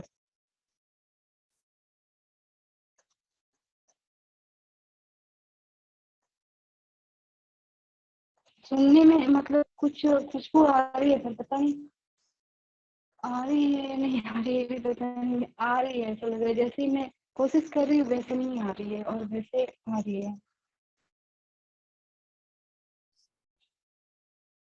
और जैसे बाहर माहौल गर्म लग रहा है वैसे ही मेरे भीतर का माहौल भी बहुत गर्म है, मतलब दिमाग बहुत गर्म हो रहा है। अ, गुस्सा आ रहा है अंदर, और सुनाई भी दे रहा है। पूरे दिन इस प्रश्न के साथ में थी, लेकिन अभी अभी इवनिंग में मतलब मेरे सामने ऐसे दृश्य पैदा हुए, उसके कारण मुझे गुस्सा क्रिएट हो गया अंदर। और वहां पे वो वास्तविक है कि अवास्तविक है, वो मुझे समझ में नहीं आ रहा है, क्योंकि वो वहां पे मुझे दिख ही नहीं रहा है कि वो वास्तविक है या अवास्तविक है। पर वो मुझे सच्ची बात के ऊपर ही आ रहा है, मतलब गलत बात के ऊपर नहीं आ रहा है। जैसे कि कोई काम नहीं कर रहा है ढंग से, हम उनको पैसे दे रहे हैं फिर भी ढंग से काम नहीं दे रहा है। और तो वो वहां पे मतलब कि वो उसकी ईमानदारी से काम नहीं कर रहा है, तो वहां पे मुझे गुस्सा आ रहा है। तो तो ये वास्तविक है या अवास्तविक है मुझे नहीं पता, पर मेरे अंदर गुस्सा पैदा हो रहा है ये दृश्य देखकर। और मैं इसे देख नहीं पा रही हूँ, इस ये वास्तविक है या अवास्तविक है, यही स्थिति चल रही है।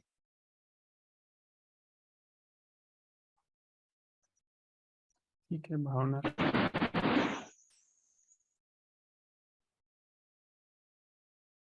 ठीक है,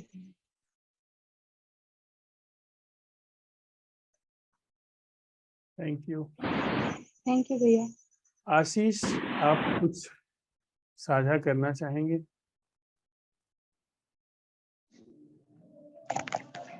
प्रणाम सर जी। प्रणाम। कैसे हैं सर? मैं अच्छा हूँ, आप कैसे हैं? ठीक है सर।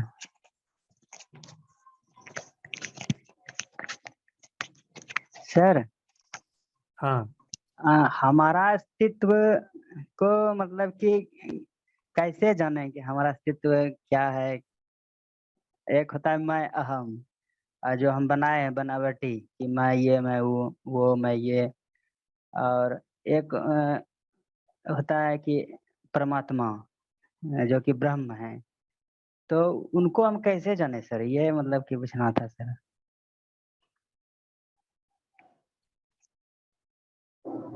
जी सर।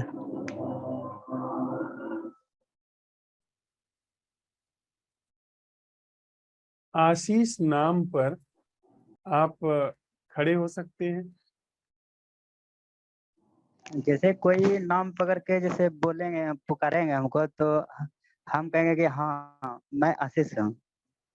हाँ, बिल्कुल। कोई पुकारेगा, चूंकि वह आपका नाम दिया गया है, वह हाँ एक सर। उपयोगी चीज है। आपको पुकारा गया तो आपने हाँ कह दिया, क्योंकि आपको भी वह नाम पता है, आपने भी बहुत बार दोहराया है और उस व्यक्ति ने भी दोहराया है बहुत बार। जी। ठीक है।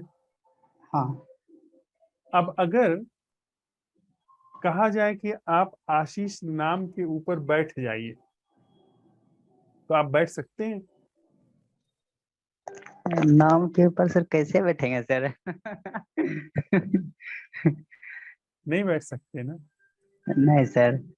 तो अगर हम लोग अभी सिर्फ नाम, ख्याल वही हैं, तो कोई वास्तविक चीज कैसे उस पर उसको पता चल सकती है? हम जी लोग सर। क्या है यह महत्वपूर्ण है ना। हम लोगों ने इस हाँ। बात को पता लगाया है कि हम लोग सोच विचार हैं, हम लोग ख्याल हैं। अब इस सोच विचार और ख्याल पर अगर परमात्मा है, तो वो कैसे आ सकता है? क्योंकि वो तो वास्तविक है, असल है, हाँ। और हम तो जी। सोच विचार हैं, ख्याल हैं। तो कैसे उस पर वो आ सकता है? कैसे उसको पता चल सकता है? उसको पता भी चलेगा तो सोच विचार के रूप में पता चलेगा ना, ख्याल के रूप में पता चलेगा ना। और सोच विचार और ख्याल के रूप में ही अगर आप जानना चाहते हो, तो कोई न कोई आकर के आपको बता देगा, सम्मोहित कर देगा, आपको कृष्ण के दर्शन करवा देगा, जीसस क्राइस्ट के दर्शन करवा देगा। आप रात में पाओगे कि कृष्ण के आपको सपने में दर्शन हो रहे हैं, और वह सब कुछ आपके अंदर जो चल रहा है, मन, वही मन आपको प्रक्षेपित करके दिखा रहा है। हाँ हाँ? जी जबकि सर। हाँ। जबकि असलियत है कि मैं ही अगर झूठ हूं, मैं ही अगर ख्याल हूं, मैं ही अगर शब्द हूं, इन्हीं सब चीजों से मैं बना हूं जो मन में चल रही है, तो मुझे कैसे परमात्मा जैसी सच्ची कोई घटना है, कला है या उपस्थिति है परमात्मा की, उसका पता मुझे कैसे चल सकता है? तो सवाल क्या बनता है फिर कि मैं क्या हूं, वह मैं खुद को जानूं।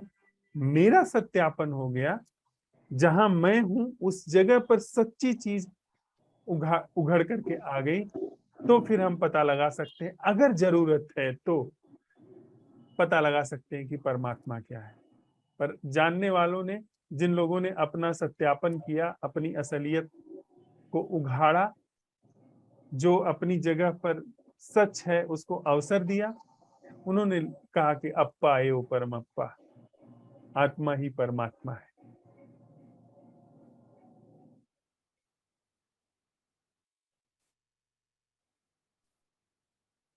आत्मा ही परमात्मा है का मतलब कि जो हम ये कहते हैं कि मैं आत्मा हूं, वो नहीं। जो तब हमने परख लिया खुद को और उसके बाद जो बचा, जैसे उस दिन हम लोगों ने बात की थी ना कि नैसर्गिक जागरण, हाँ सर। नैसर्गिक जागरण जो है वह बचा, वो हम आप नहीं कर रहे हैं, उसमें हमने आपने कुछ नहीं किया, तो फिर हम बात कर सकते हैं, वहां से अन्वेषण हमारा आगे बढ़ सकता है। अब नैसर्गिक जागरण नहीं है, सारी चीजें सोच विचार है, बनावटी है, तो उसमें कैसे परमात्मा का पता चल जाएगा? और उसमें अगर पता चल रहा है कुछ, तो झांसा है। हिंदू को कृष्ण दिखाई पड़ते हैं और ईसाई को जीसस क्राइस्ट दिखाई पड़ते हैं। ईसाई को कृष्ण नहीं दिखते हैं और न ही हिंदू को जीसस क्राइस्ट दिखते हैं। तो हम अपने ही अनुरूप बना लेते हैं, लेकिन अगर हम अपने को समझें तो वास्तव में कृष्ण क्या है वह उघड़ सकता है, वो असल क्या है वह उघड़ सकता है। वह जो हम जानते हैं कृष्ण को, वह नहीं, जो असल कृष्ण में है, जो असल कृष्ण का होना है, वह हमारे जीवन में अनावृत हो सकता है। शरीर रूपी कृष्ण वो सर नहीं। शरीर रूपी कृष्ण नहीं। शरीर अ, रूपी कृष्ण तो वो तो जिए और मर करके चले गए, उनको हाँ तो एक सर जी। बहेलिया मार दिया।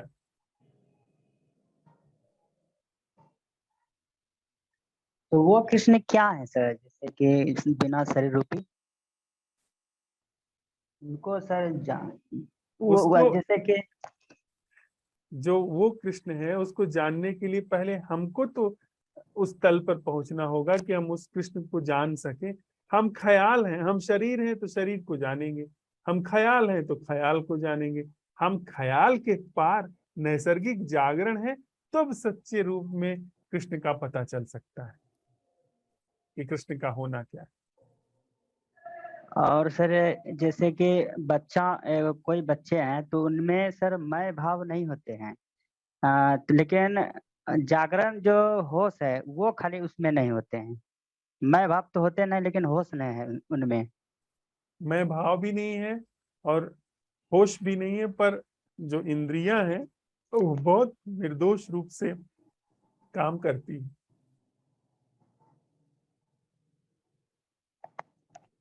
तो भाई, यह अच्छा है कि कृष्ण प्रश्न लेकर के आते हैं, पर हमको थोड़ा सा और गहरे प्रवेश करना चाहिए, अपने उस तल को उघाड़ना चाहिए जो वास्तव में है, जो असल है, जो मिटता नहीं, जो बहता नहीं, जो बनावटी नहीं है।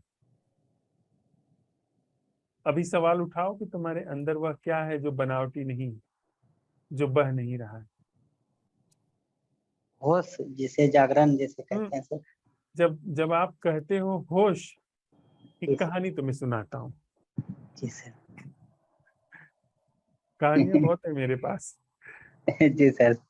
तो ऐसा हुआ कि चार लोग ध्यान करने के लिए बैठे और उन लोगों ने संकल्प लिया कि 7 दिन तक हम लोग नहीं बोलेंगे। तो पहला दिन, दिन भर तो बैठे हमारा मन जो है वो थोड़ी दूर तक बहुत शांत, बहुत मौन साध लेता है, इसके बाद घबराने लगता है, क्योंकि फिर तो उसको चाहिए कुछ करने के लिए। तो शाम होते होते अब अंदर तो धुआंधार विचार चल रहे होंगे, पर मुंह से नहीं बोलना है। तो चारों एक ही कमरे में बैठे हैं, तो उस कमरे में जो दिया रखा था उसका धीरे धीरे तेल खत्म हो गया। तो एक जो है बोल पड़ा कि दिए में तेल डालना चाहिए अब, नहीं तो दिया बुझ जाए। जैसे ही उसने ये कहा कि दिए में तेल डालना चाहिए, मतलब उसका ख्याल चला गया, वो खो गया उस चीज में। तैसे ही दूसरे ने कहा, अरे तुम्हें तो मौन रहना था, तुम तो बोल दिए। तीसरे ने कहा कि तुमने उसको बताया इतने में तुम भी बोल दिए। चौथा जो बैठा था उसने कहा, तुम तीनों बोल रहे हो, मैं ही हूं जो नहीं बोल रहा। तुम तीनों का मौन टूट गया। समझे बात? अगर उत्तर आ गया, चुप गए। अगर यह होश, जैसे तुमने कहा वो होश है, होश वास्तव में अगर तुम्हारे जीवन में घट जाता, होश सच में सद जाता, तो सच्चा होश था। और होश शब्द आ गया, तुमने कह दिया, तो इसका मतलब फिर वो बेहोशी है। होश शब्द होश थोड़ी है, असल होश होश है। तभी तो हम कहते हैं कि संवाद में जब हम कह रहे हैं, सुन रहे हैं, उसमें भी क्या होश है?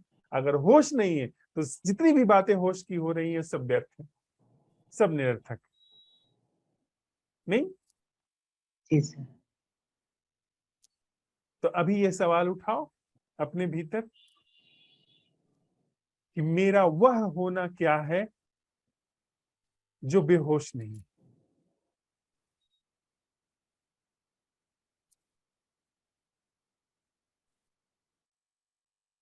देखो क्या हो रहा है।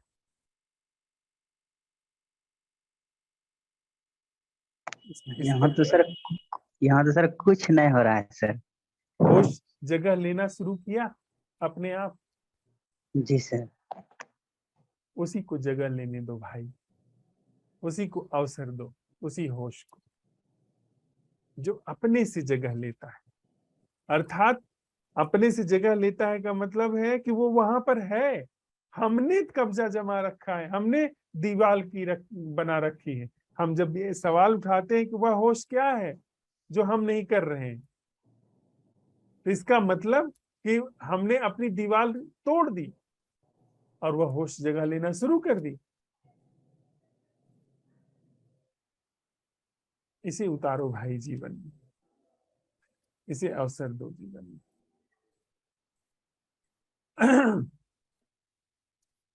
नीरज भाई,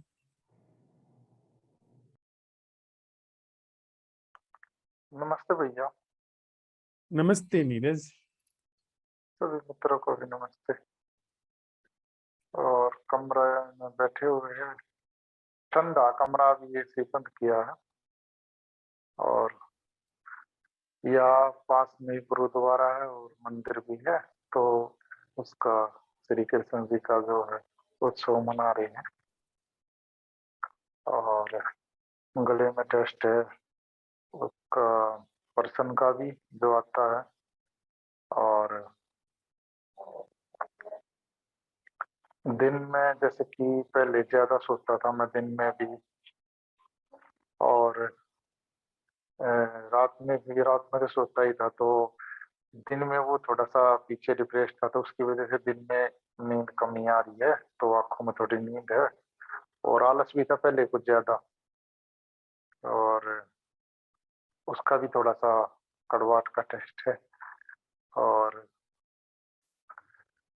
अवलोकन का जो है भैया ये कि वह जीवन क्या है जो जीवन और मृत्यु के बीच भासते हुए धरातल पे जिए जाने से मुक्त है। तो प्रश्न उठाते हैं अभी आपकी जो ये दिन में भी हुई थी, लेकिन और ज्यादा क्लियर होगी आपकी और दिलीप भाई की बात हो रही थी कि प्रश्न उठाते हैं एकदम तो सब कुछ ब्लॉक हो जाता है, और ब्लॉक होने के बाद फिर मैं बार बार मन कई बार चाल खेलता है, या कुछ भी प्रश्न उत्तर आते हैं वो सब दिख जाता है, वो गलता चला जाता है अपने आप ही। वहां पे मेरा खुद का तो आभास रहता है, हाँ ये सब झूठे उत्तर है या कुछ भी है, पर्सन ही ऐसे बताते हो आपकी, उसमें सब कुछ ही अपने आप गलता है। और फिर अभी आपने बताया कि वो जो बचता है, शायद आपने 2 दिन या पहले भी मेरे को बताया था कि इस पर्सन के बाद उठाने के बाद उसी टाइम पे पर्सन उठा दे कि मैं का समूचा अंत अभी और यहीं पर क्या है। शायद ये पर्सन और जो आपने दिलीप भाई से जो बात की मैं का आभास, ये ये ही पर्सन बनता है, ये की बात है ये। और अवलोकन की बात करूं तो भैया मुझे नहीं पता है भ्रम है या कुछ है, जैसे कि प्रश्न उठाने के काफी बाद, आज तो कम उठा नहीं पाया मैं, उठा मैंने काफी प्रयोग किया, और मांझना जिसको बोलते हो आप, मुझे ऐसा आभास हुआ कि कल वाली बात जो मैं नहीं रख पाया था, या आज भी जैसे कि दिन भर के जो साथ में संबंध थे, पूरा दिन था जो दोस्तों के साथ बैठना, उस टाइम भी एकदम आ जाता, चलते चलते भी आ जाता है ध्यान में कि कैसे चल रहा है। और ये जो लक्ष्य वाली बात आप बता रही हो ना, ये लक्ष्य बना के चलना, शायद ये मुझे दिखा है एकदम कि जैसे कि अब मैं आपसे पूछूं कि जागरण जो है, ना तो पकड़ना ना छोड़ना, जैसे कि पहले भी सुन भी रखा है और अभी भी सुना है, शायद या बुद्धिक समझ भी हो ये कि अभी जो मुझे 2 दिन से दिखा वो एक लक्ष्य या पकड़ लेना एकदम से जागरण को कि हाँ मैं बैठ गया अब हो जाएगा अब ठीक है, जो मन की चाल होती थी उस तरह से कुछ घटा है प्रश्न उठाने के, काफी प्रश्न उठाने के बाद की बात। और कि ये पकड़ने जैसा जो ये बात सुन रखी है, ये मुझे शायद बोध हुआ हो, और बोध होकर फिर एकदम बोध का भी बोध होना कि अब शायद मैं इसको कोई नाम दूं, तो आपने एक बार ध्यानशाला में बताया था कि केन उपनिषद में शिष्य गुरु शिष्य से पूछता है कि क्या समझ में आया, तो वो कहता है कि समझ में भी आ गया और नहीं भी समझ में आया। शायद मैं इसको ये नाम दूं तो ऐसा कुछ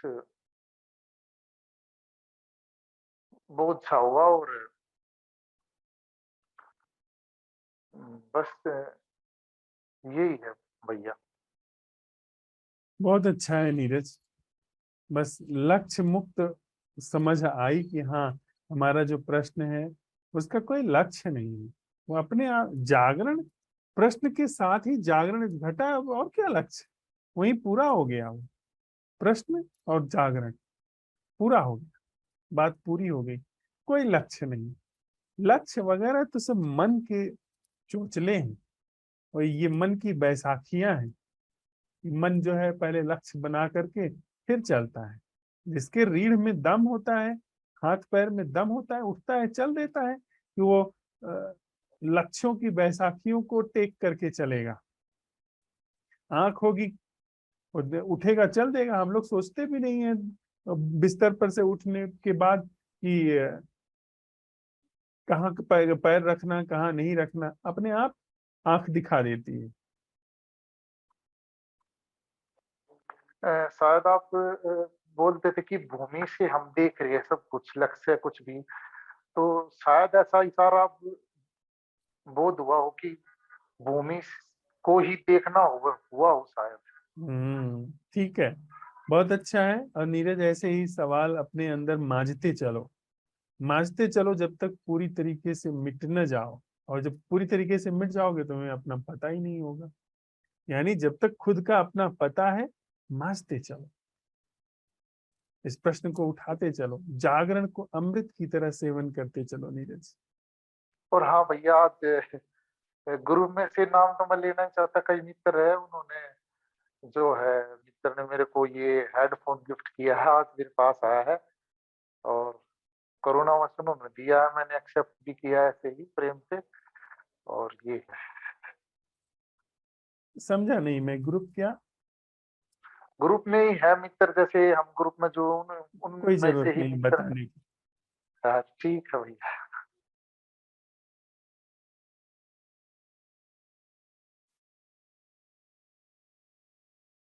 धरा जी।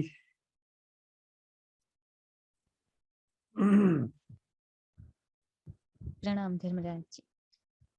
प्रणाम धरा जी। और आज आप फिर से कोई गीत सुनाइएगा। जी। जी आज तो भौतिक तल पर जो भी क्रियाएं होती रही उसमें प्रश्न स्वतः उठता रहा बार बार, और बस यही है।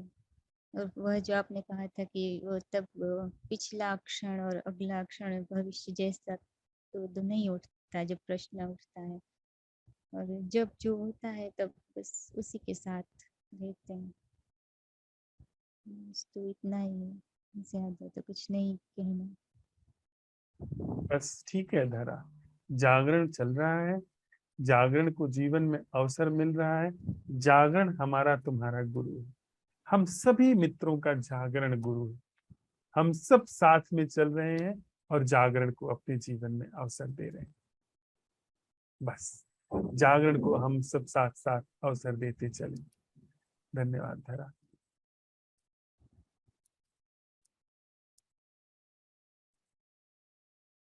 रंजीता जी। I can be thankful right now for this session. This is wonderful. घर जा रही हूँ अभी। ठीक है रंजीता। Thank you. सुरुमिता जी, अगर आप कुछ ऐड कर सके।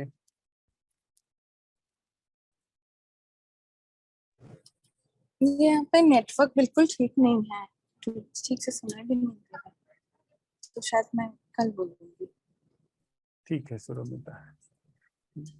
गौरी, अगर आप देखो नेट अगर ठीक हो गया हो तो फिर।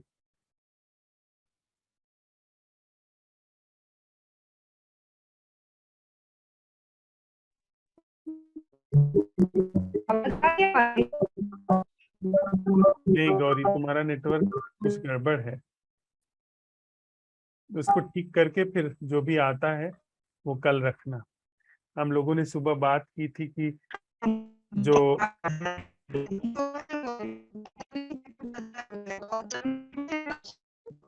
गौरी तुम्हारी आवाज नहीं आ पा रही, बिल्कुल नहीं आ पा रही है। कल हम लोग जब नेटवर्क ठीक रहेगा तो बताना। तरुण भाई। नमस्कार सर, सभी को नमस्ते नमस्कार। भाई। नमस्ते। मैं यहाँ छत पर बैठा हूँ और हवा चल रही है तो अच्छा महसूस हो रहा है।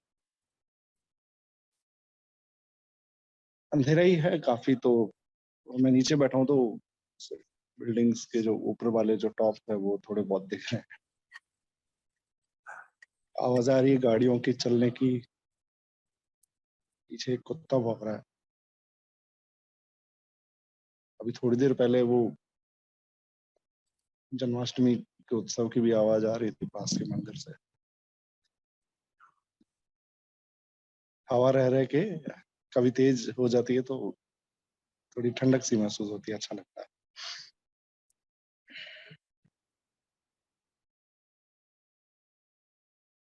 प्रश्न उठाने के साथ में सर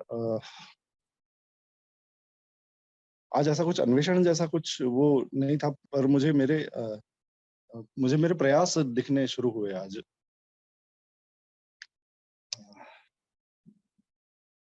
जीवन में जो कुछ भी चल रहा है, जो प्रयास सुबह उठने से ही शुरू हो जाते हैं। एक जो संसार बना रखा है मैंने, मेरा वैचारिक संसार बना रखा है, उसमें संतुलन बनाए रखने के लिए जो जो प्रयास मैं कर रहा हूँ सिंस बिगिनिंग, मतलब ऑफ द डे, सवेरे से लेकर के और अभी तक, इवन हमारी कार्यशाला के दौरान भी कई बार ऐसा होता है कि हाँ, एक अन्वेषण होता है जो सोच रखा होता है या लिख भी रखा होता है, लेकिन चर्चा के दौरान कुछ ऐसी चीजें निकल करके आती है, वहां से फिर कुछ नई ही बात अन्वेषण के तौर पे मेरी तरफ से वो भी प्रयास के अंदर शामिल होता है कई बार। इस तरह का है।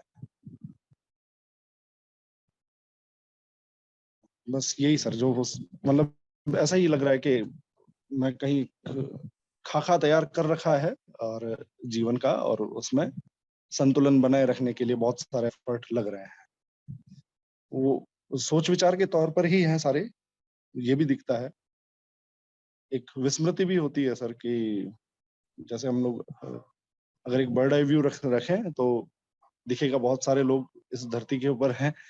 मैंने खुद को लेकर के ये चीज सोची थी, और वो बहुत सारे लोगों में जब मैंने देखना शुरू को सोचना शुरू किया, तब बहुत विस्मृति वाला एक मतलब अचंभित सा महसूस हुआ मुझे कि कितना कुछ अंदर चल रहा होता है, बाहर उसका जो प्रक्षेपण है वो नहीं हो पाता, वो सिर्फ और सिर्फ ख्याली है। और इसलिए ऐसा ही लगता है कि सर जो मैं संतुलन बनाने का प्रयास कर रहा हूँ वो एक वैचारिक संसार है, उसी के अंदर एक बैलेंस बनाए रखने के लिए बहुत सारे एफर्ट्स लगा रहे हैं।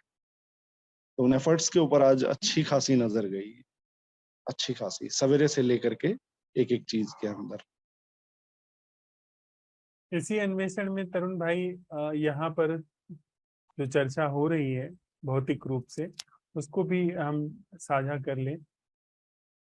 मित्र हैं वो कह रहे थे कि अब जा करके उनको यह समझ में आने लगा है कि जहां पर जीवन है और संबंध है, वहां पर तो प्रयास की कोई जरूरत ही नहीं। मैंने अपना 50-60 साल का जीवन प्रयास कर कर के खो दिया।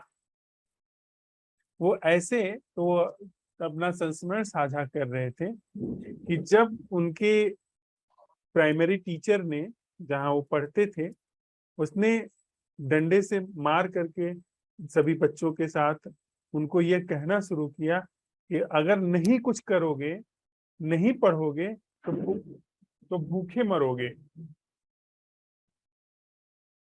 तो वो जो नहीं कुछ करोगे भूखे मरोगे, उस चीज ने बाल मन में इतना गहरे से प्रवेश कर लिया कि अगर नहीं कुछ करूंगा तो जी नहीं पाऊंगा।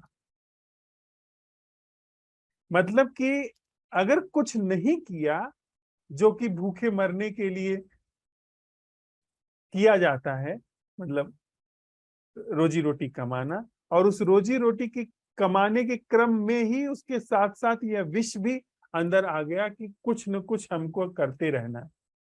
अगर नहीं किया तो अकेले पड़ जाऊंगा, नहीं किया तो दीनहीन छूट जाऊंगा, नहीं किया तो फिर जीवन का कोई मुझे रस नहीं मिलेगा, स्वाद नहीं मिलेगा। जबकि असल बात यह थी कि जीवन तो भरपूर हमारा छीन लिया गया प्रयास करने में। हमको सब नकली चीजें थमा दी गई, प्लास्टिक की चीजें थमा दी गई। हमारा असली जो पुष्पित पल्लवित होना था वह सब दब गया, कुचल गया। तो यह बात हमारी समझ में जितनी गहरे से गहरे प्रवेश कर जाए कि जहां पर जीवन और संबंध है वहां पर प्रयास करने से चीजें विकृत ही होती, वहां पर प्रयास का कोई रोल नहीं है उसको बनाए रखने में। वहां पर निःप्रयास जितना जीवन अवसर पाएगा उतना ही वह पुष्पित पल्लवित होगा। उसी व्यक्ति से जिसके साथ हम रहते हैं जितनी निःप्रयास उपस्थिति, निःप्रयास जागरूकता जगह लेगी, उतना ही वह संबंध तृप्त होगा, उतना ही वह संबंध सींचा जाएगा, उसको पोषण मिलेगा। निःप्रयास उपस्थिति, निःप्रयास सजगता से। यह बात हम लोगों को बहुत अच्छा ही है। ये सारी चीजें जैसे जैसे हम अन्वेषण कर रहे हैं तो प्रकाश में आ रही हैं, उघड़ रही हैं। सारा जीवन तो प्रयास पर निर्भर है, और जीवन के क्षेत्र में जहां जीवन बह रहा है उसमें प्रयास क्यों? यह तो कुछ ऐसा है जैसे मैं अपनी खून को लेकर के यहां से यहां से यहां से यहां से दौड़ा रहा हूं, पकड़ करके खून की नली दौड़ा रहा हूं, मैं पागल हो जाऊंगा। मैं पेट में खाना जो पच रहा है उसको खाने को पचाने में लगा हुआ हूँ कि खाना पचा कि नहीं, उसको इधर से दबा रहा हूँ उधर से दबा रहा हूँ। ये तो सब पागलपन के कृत्य हैं कि मैं अपने शरीर में खून दौड़ाऊं, मैं जीने के लिए प्रयास करूं। अरे जीना सहज स्वाभाविक घटित हो रहा है, उसमें प्रयास की कोई जरूरत नहीं। तो जैसा होना चाहिए, जैसा पागलपन शारीरिक तल पे खून दौड़ाने में हो जाएगा मुझे, वैसा इस भीतर के तल पर प्रयास में घटित हो रहा है।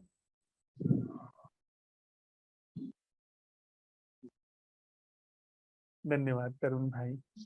धन्यवाद। 2 मिनट बैठते हैं, उसके बाद धरा जी कुछ हमें सुनाए।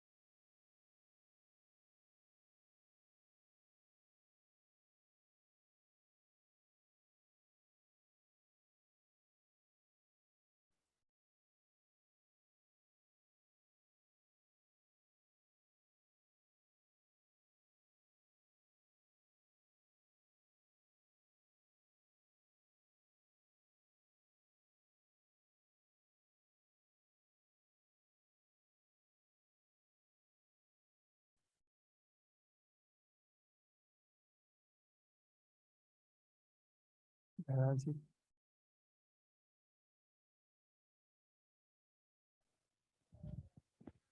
यह एक कृष्ण भजन ही है, मीरा का, वही गा रही। जब से मोही नंद नंदन दृष्टि पड़ो माई, तब से परलोक मोही कछु ना सुहाई। जब से मोही नंद नंदन मोरन की चंद्र कला शीस मुकुट सोहे, केसर को तिलक भाल तीन लोक मोहे। कुंडल की अलक झलक कपुलन पर छाई, मनोमीन सरवर तजी मकर मिलन आई। जब से मोही नंद नंदन दृष्टि पड़ो माई, तब से परलोक मोही कछु ना सुहाई। जब से मोही नंद नंदन कुटिल भ्रुकुटि तिलक भाल, चितवन में टोना। खंजन अरु मधुप मीन बोले मृग चौना। सुंदर अति नासिका सुग्रीव तीन रेखा, नटवर प्रभु भेषधर रूप अति विशेखी। जब से मोही नंद नंदन दृष्टि पड़ो माई, तब से परलोक मोही कछु ना सुहाई। जब से मोही नंद नंदन अधर बिंब अरुण नयन मधुर मंदहासी। दसन दमक दाढ़ी मधुति चमके चपलासी। क्षुद्र घंटा किंकिनी अनूप धूनी सुहाई। गिरिधर के अंग अंग मीरावली जाई। जब से मोही नंद नंदन दृष्टि पड़ो माई, तब से परलोक मोही कछु ना सुहाई। जब से मोही नंद नंदन।